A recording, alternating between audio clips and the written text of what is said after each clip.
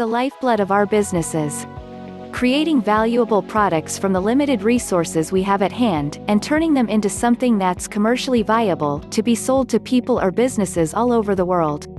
It's what we do, and just taking this step and creating something that sells should make you very proud of yourself indeed. With a limited budget, and a tiny amount of resources, we can still create something amazing. The problem is, most people don't know how to do this properly, or effectively. People I meet every day tell me they wish they could start their own businesses, and even some close friends have come to me and told me this.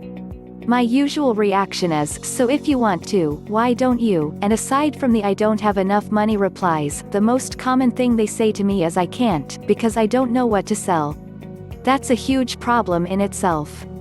One which I'm going to try and solve for you today, right here, right now, so much so that you'll have no problem coming up with ideas for new and exciting products that can viably be sold to a market that either already exists, or one you create for yourself in extreme circumstances. I'll show you how later. If that sounds complicated, or you're worried that you don't have the imagination, or you never get any good ideas, don't be. That's why I'm here, and why I'm writing. To show you that you don't have to be some super genius that comes up with multi-million-dollar ideas on a daily basis to be successful.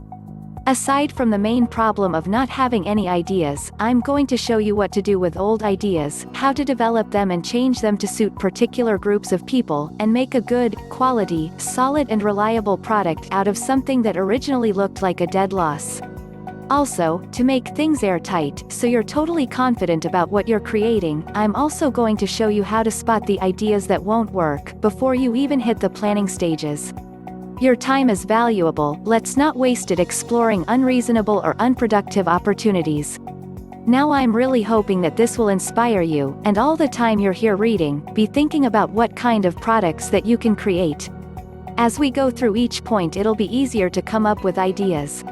There's also something else I'd like you to not worry about, and that's the amount of ideas you're going to come up with. If it's just one, great; if it's more, that's great too. Let me tell you though, once you've launched a product, the ideas flow even more easily, and the longer you spend analyzing and working within a particular market, the more ideas you'll come up with, some even directly through trying to overcome problems and any brick walls you may hit whilst developing your own business.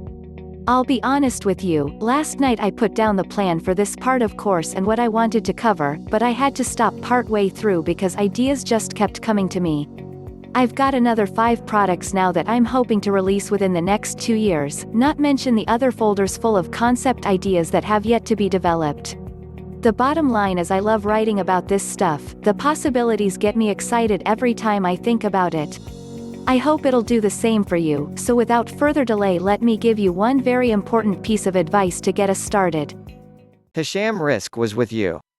If you liked the video, do not forget to like and subscribe to the channel. And activate the bell button to receive all new. And share the video to solve the benefit.